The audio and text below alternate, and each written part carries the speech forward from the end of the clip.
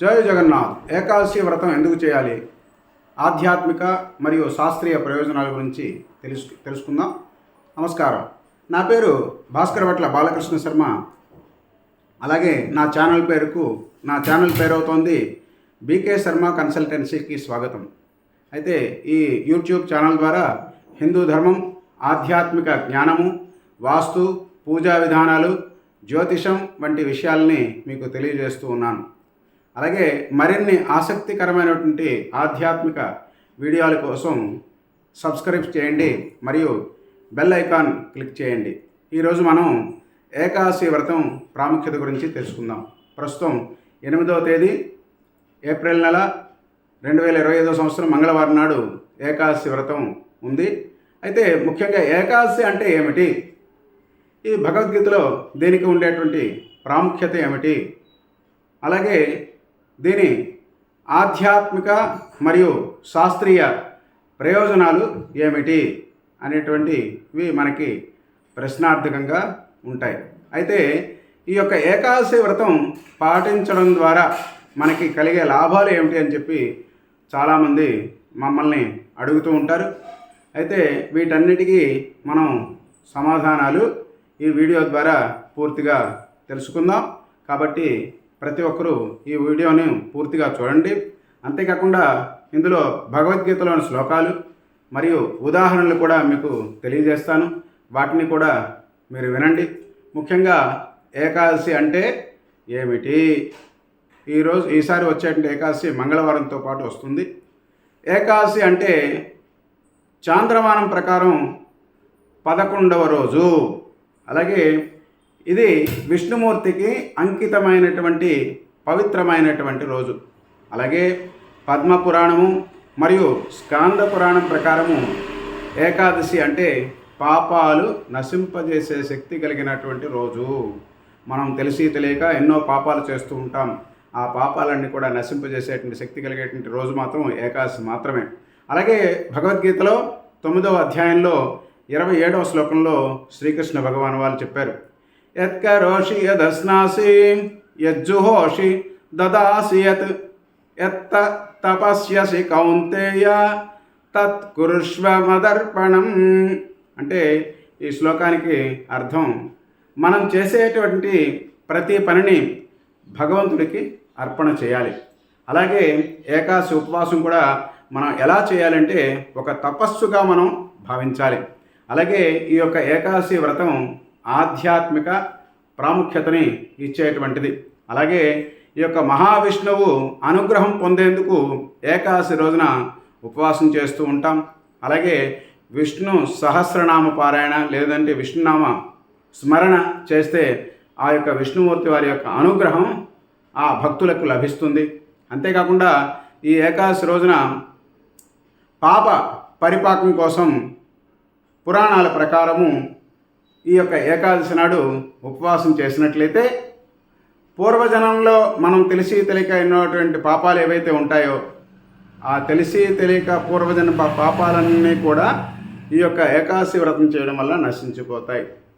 అలాగే మనకి మహాభారతం ఉంది. ఆ మహాభారతంలో ద్రౌపదిని రక్షించేందుకు శ్రీకృష్ణుడు ఏకాదశి వ్రతం కారణంగా వచ్చారని మనకి మహాభారతంలో చెబుతూ ఉంటారు. అలాగే ఇంద్రియ నియంత్రణ మరియు ఆత్మశుద్ధి ఈ భగవద్గీత 6వ అధ్యాయంలో 16 మరియు 17 శ్లోకాల్లో శ్రీకృష్ణ భగవానుడు అన్నాడు. అలాగే అతిగా తినేవారికి లేదా అతిగా నిద్రించేవారికి ఏ విధంగా సాధన అనేటువంటిది ఫలించదు.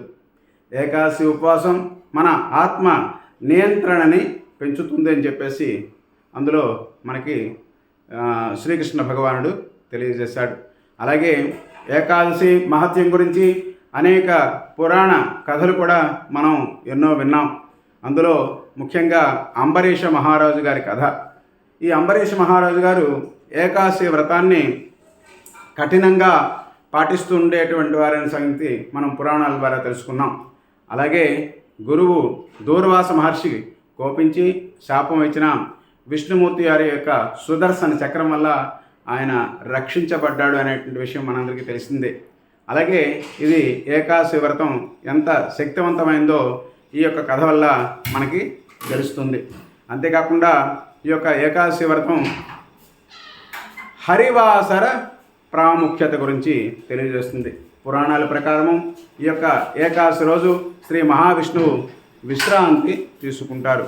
అలాగే ఈ యొక్క ఏకాదశి రోజు ఎవరైతే ఉపవాసం చేస్తారో వారు స్వయంగా భక్తులని ఆశీర్వదిస్తారు.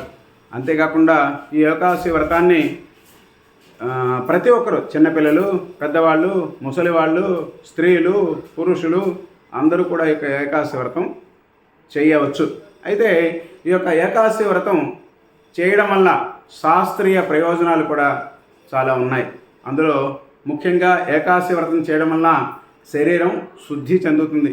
అంతేకాకుండా మన యొక్క జీర్ణ వ్యవస్థ ఏదైతే ఉందో అది విశ్రాంతి తీసుకుంటుంది.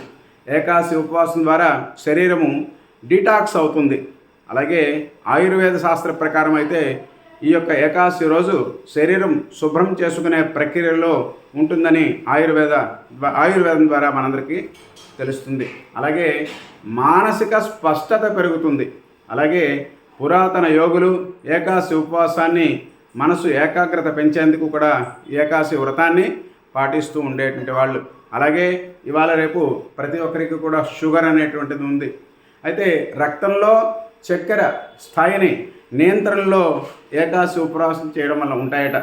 అలాగే ఆధునిక శాస్త్రవేత్తలు కూడా ఇంటర్మిటెంట్ ఫాస్టింగ్ వల్ల రక్తంలో ఇన్సులిన్ స్థాయిలన్నీ కూడా మెరుగవుతాయని కూడా చెబుతూ ఉన్నారు. అలాగే రోగ నిరోధక శక్తి అనేటువంటిది ఏకాదశి ఉపవాసం చేయడం వల్ల పెరుగుతుంది. అలాగే ఈ యొక్క ఏకాదశి నాడు ఉపవాసం చేయడం వల్ల శరీరంలో కొత్త రక్త కణాలు ఉత్పత్తి అవుతాయి. అలాగే రోగ నిరోధక శక్తి పెరుగుతుందనే సంగతి మనం ఇంతకు ముందే తెలియజేసుకున్నాం. అలాగే ఈ యొక్క ఏకాదశి వ్రతం పాటించే విధి విధానాలు కూడా కొన్ని ఉన్నాయి.